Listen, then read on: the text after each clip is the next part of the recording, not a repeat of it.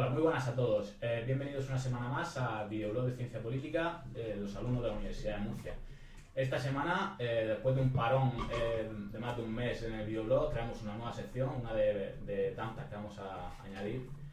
Y esta sección tratará sobre debates entre dos compañeros de Ciencia Política, donde cada uno defenderá una postura completamente opuesta, y esta semana os traemos el caso de Francia, las elecciones en Francia, que se realizarán el próximo 23 de abril. Las elecciones en Francia se llevan a cabo por sistema de doble vuelta. Si en la primera vuelta el candidato de algún partido consigue más del 50% de los votos, directamente consigue la presidencia, pero en el caso de no conseguirlo, entraríamos en una segunda vuelta. Vale, en el año 2002 se produjo que Le Pen padre había entrado en esa segunda vuelta, y entonces se dio el caso de que el Partido Socialista pidió el voto para el Partido Republicano para que no consiguiera la victoria Le Pen. Respecto a las elecciones del próximo 23 de ¿qué mes era?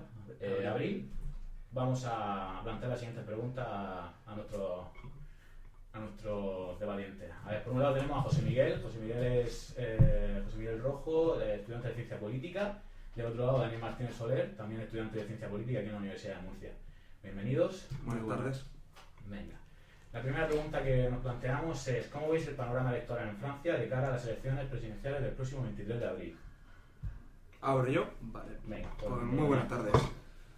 El panorama lo veo complicado porque estamos en un momento global. La gente le gusta enseguida hacer conjuntos y decir la nueva oleada, como si estuviéramos ante la oleada del neoliberalismo de los 70. Pues el panorama es complicado y tenemos fuerzas como el Frente Nacional con un gran auge, pero un gran auge también entre comillas. Recordemos que en el 2002 Le Pen padre sacó torno a un 17% de los votos. El Frente Nacional hoy en día es primera fuerza con un 27% de los votos, y la fragmentación por parte de la izquierda no es la misma que en aquel entonces, es bastante menor, y el candidato que puede despuntalar y fragmentar a la izquierda en realidad es un liberal. Entonces, aunque lo veo complicado y el panorama en medio del Brexit, la victoria del Trump, el no en el referéndum de Colombia y todo lo que la prensa temía y muchas personas temían, que se está confirmando, hace ver una posible victoria de Le Pen, pero tampoco pondría la mano en el fuego y diría que eso es necesariamente malo, y tampoco diría que está del todo relacionado. El problema que tiene Francia es que está en caída libre ahora mismo en temas de calidad de democracia, por ejemplo. Está teniendo unas difíciles decisiones en cuanto a política exterior, las cuales creo que aquí nadie suscribe, y necesita una buena reforma. Yo lo que sí que quiero destacar de estas elecciones es que Hollande no trata de repetir. Menos mal. Bien. José Miguel.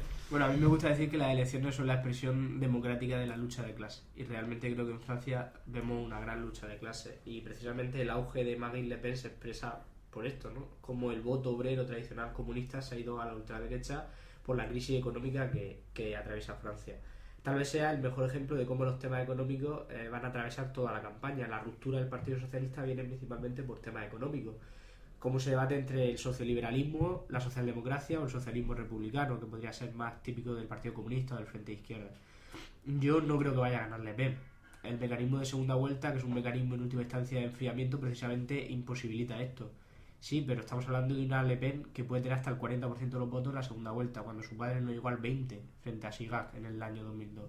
¿Esto qué quiere decir? Que hay una ruptura de la sociedad francesa evidente, que hay un voto de izquierdas que no encuentra referentes en la izquierda, y sobre todo hay dos grandes ideas que yo quería destacar: la crisis de la socialdemocracia ligada a la ruptura de Europa. Yo creo que la idea de Europa es el proyecto socialdemócrata, y cuando se cae el proyecto socialdemócrata se cae Europa, y en consecuencia como el Partido Socialista ha abrazado las ideas neoliberales, Hollande ya se declara como un neoliberal claro, su sucesor Valls no ha conseguido calar entre las bases, ahora están tomando posturas neokeynesianas, que es Hamon, pero realmente la gente obrera, la gente que está sufriendo las consecuencias de la crisis, solo tiene a la ultraderecha como referente. Y el problema, como tú bien dices, de que al final, a pesar de toda la crítica al Partido Socialista por la ley del trabajo, por las medidas liberales, sea un escindido del Partido Socialista de corte liberal el que pueda ganar las elecciones macro.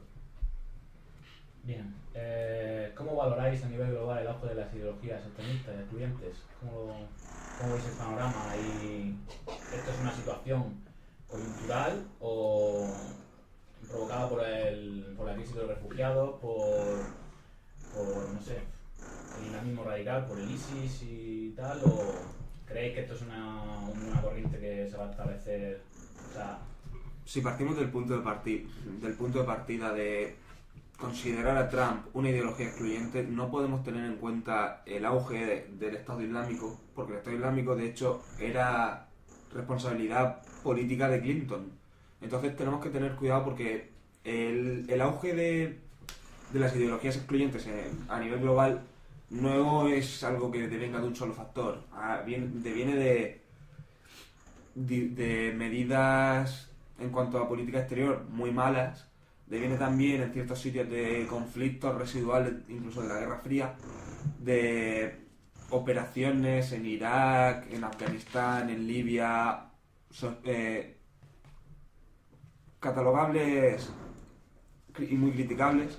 No sabría ahora mismo cómo describirlas brevemente, pero no es un hecho exclusivo en un punto. No es un hecho exclusivo en un punto y yo personalmente lo leo como la crisis del neoliberalismo de los años 80. La fractura social que en un principio parecía no provocar el neoliberalismo, la está provocando ahora, y con esto recojo la opinión de mi compañero en la pregunta anterior. Hay un votante, yo no quiero decir de izquierdas, yo el clivaje izquierda-derecha lo compro poco, pero hay un votante más marginal, con menos recursos socioeconómicos, que no ve a la hora de votar o a la hora de adscribirse a una ideología, no ve un referente claro que éticamente sea aceptable y acaba siendo recogido por estas ideologías. Si bien no me equivoco, yo esto lo destacaría como la crisis del neoliberalismo y como las malas decisiones en cuanto a política internacional. Yo creo que esos son los dos factores que han ayudado al auge de la ideología excluyente, que además no se ve recogido mediante lo que conoceríamos como la izquierda típica, que agrupa a estos votantes o ciudadanos. Yo creo que podemos llegar a un punto de consenso en que efectivamente no son tan importantes los factores estructurales que oímos constantemente en la prensa, de lo del ISIS, de lo de los refugiados, de todo esto, sino una crisis ideológica. Pero yo no diría del neoliberalismo, sino de la izquierda. O sea, el problema es que la izquierda se ha desdibujado, que no es capaz de ofrecer un programa claro, que no tiene una referencia para los miles de votantes, y entonces deja un espacio a ocupar de un mensaje que cale en el pueblo, que lo está cogiendo la derecha neoconservadora. Es lo que ha pasado en Estados Unidos. Como los demócratas escogieron a la candidata menos izquierdista, la candidata menos capaz de llevar un discurso popular, ¿qué es lo que pasa? Que ese discurso popular lo coge la derecha. ¿Qué va a pasar en Francia? En los 5 años de gobierno de Hollande, que han sido 5 años de gobierno horribles para el Partido Socialista, lo dejan en cuarta o quinta posición, salvo que haya un pacto electoral con Mélenchon, pues le regalan a Le Pen la primacía entre la clase obrera. Por tanto, yo creo que todo lo que pasa en el mundo ahora mismo se explica por culpa de la izquierda, por la crisis de la izquierda. ¿Cómo valoráis la crisis de la socialdemocracia? Bueno, yo la crisis de la socialdemocracia no quiero pensar que es un hecho aislado en Francia. Si bien Francia es un ejemplo paradigmático que tampoco podemos ver en nuestra cultura política más cercana en España, la irrupción de dos fuerzas nuevas, sin ser una totalmente socialdemócrata y encajando más en lo que definiríamos hoy en día como socialliberal, sí veo que hay ciertos países donde la socialdemocracia peligra mucho. Bien sea Alemania, bien sea países del entorno europeo. No podemos considerar tampoco el mundo anglosajón en realidad socialdemocracia como tal. Pero yo no creo, al hilo del fracaso de la socialdemocracia, yo no creo que sea solo culpa de la izquierda. Yo creo que, bueno, en cierto modo, el año 91, la caída de la URSS, la caída del muro de Berlín en el 89 y demás, sientan un gran palo a la socialdemocracia, que además venía perjudicada por el neoliberalismo. Eso es cierto. Pero yo no creo que la izquierda tenga toda la culpa, tal y como destacaba mi compañero. Yo creo que la sociedad ha ido mutando desde los años 80 con Margaret Thatcher, con Ronald Reagan, con el eje del mal y el tiro de las Azores posteriormente.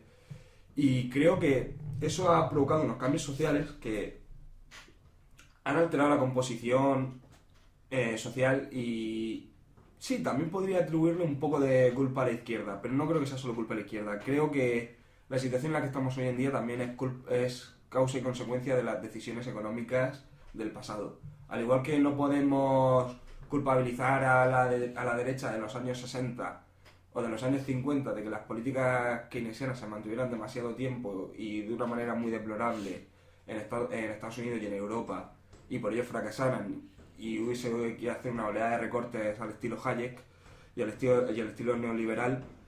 Al igual que eso, creo que tampoco podemos culpabilizar a la izquierda de que no haya estado atento y no haya cortado el neoliberalismo cuando ya había pasado su época de gloria. Yo creo que el problema más que no cortarlo es que ha adoptado totalmente su discurso. Yo creo que el discurso socialdemócrata sigue siendo un discurso exitoso y un discurso de mayorías sociales. La prueba está en que Hollande se presenta en el año 2012 con la crisis económica ya plenamente vigente, después de un gobierno de Sarkozy que hizo muchos recortes, se presenta con un proyecto muy socialdemócrata y arrasa. Luego, ¿qué hace Hollande? Aprueba, por ejemplo, una ley del trabajo que permite ERE sin necesidad de que haya pérdida en la empresa. ¿Cómo se diferencia el proyecto socialdemócrata de los socialistas franceses de Valls, por ejemplo, de lo que hace Fillon, que propone despedir a 500.000 funcionarios cuando ellos plantean un ERE público? El problema del proyecto socialdemócrata, no es que no sea exitoso, que no sea viable, es que no saben qué proyecto emprender. Y no tiene sentido un partido socialista si al final ideológicamente coincide con las medidas conservadoras, con las medidas liberales. Aquí hay una trampa etimológica y es que como con el paso del tiempo el clivaje izquierda-derecha del que nos hablan los politólogos se ha ido trasladando un poco hacia la derecha. El path dependence ha ido desplazando, y más con la caída del muro y con la caída de la URSS. En esa caída, lo que anteriormente podíamos suscribir como socialdemocracia, el Partido Socialista era un partido socialdemócrata, hoy en día es socialliberal. Si ahora mismo cogiéramos los postulados de Fraga en los años 80 en el PP, no te los firmaba ni Pablo Iglesias porque son demasiado radicales. 51% de participación pública en empresas de sectores estratégicos, devolución de Ceuta y Melilla a Marruecos. Y estamos hablando de una persona ministra de Franco y heredera del franquismo y bastante de derechas, que tenía sus discrepancias con el franquismo y reconocía la multinacionalidad de España, pero una persona de derechas. Yo creo que ese desplazo del clivaje izquierda-derecha ha sido lo que ha trasladado y ha creado la trampa etimológica social-liberal-socialdemócrata.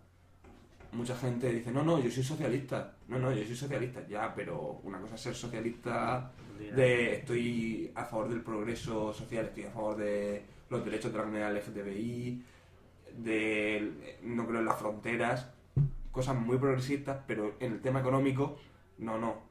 Mi visión neoliberal, como has destacado tú sobre Hollande, que se reconoce como neoliberal. Yo creo que la trampa la tenemos ahí, que no es lo mismo socialdemocracia que socialliberal. Yo creo que eso se ve muy bien con Macron, ¿no? Hay que recordar que Macron se va del gobierno francés por discrepancias con Valls sobre las leyes de cierre de fronteras y expulsión. Claro, evidentemente él tiene una visión muy progresista en lo social, pero es totalmente neoliberal en lo económico. Lo que yo planteaba es que no hay que tener complejo a la hora de defender un proyecto socialdemócrata estilo Olof Palme. Ese es el proyecto socialdemócrata, aunque nos suene mal, aunque hoy pensemos que el eje está desplazado, pero es que es el proyecto socialdemócrata. La cosa es que si todo es socialdemócrata, al final nada es socialdemócrata. Si al final el PP de Cifuentes es socialdemócrata, ¿qué sentido tiene que exista un PSOE socialdemócrata? Yo es que no creo que ni el PP ni el PSOE sean socialdemócratas. Bueno. Para terminar, conclusiones, ¿qué resultado te decís para las elecciones? ¿Alguna comentario? Gane quien gane, pierde Europa.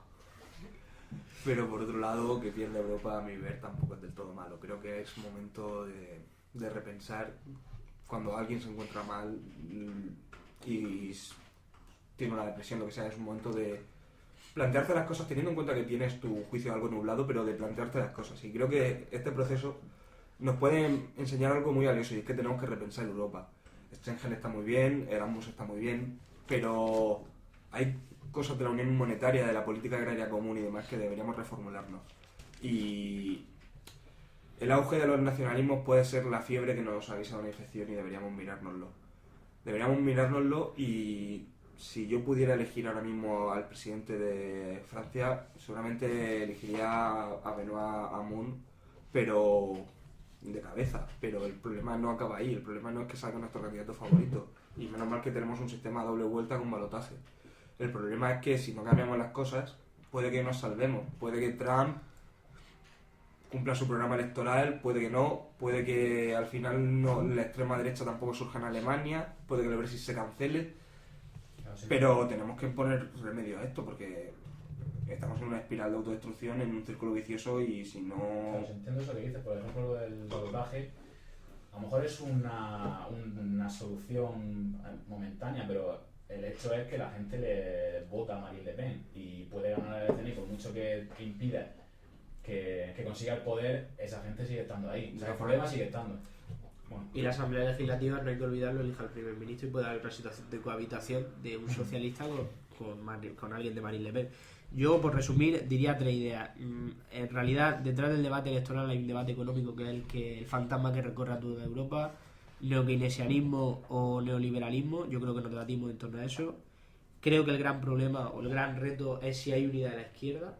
O sea, si Mélenchon y Hamon firman un pacto y evitan la posibilidad de dispersión ideológica en primera vuelta y se meten en segunda vuelta, si la izquierda sabe jugar bien sus cartas, al final puede haber una victoria de la izquierda a la izquierda. O sea, justo lo contrario es lo que nos esperamos. Todo depende de cómo pasten en ese sentido. Y lo tercero, la campaña de Francia, uno de los grandes temas es corrupción.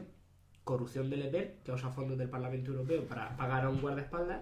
Corrupción de Fillon, que su mujer cobró 500.000 euros por una asesoría que no hizo. O sea, que no solo en España hay corrupción. Yo quería recordar, lo primero en el 2002, los franceses, por culpa de Le Pen, tuvieron que votar al alcalde corrupto de París.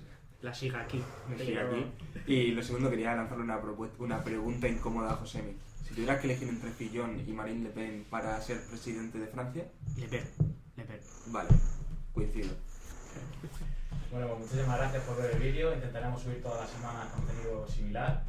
Y nada, nos vemos en el siguiente vídeo.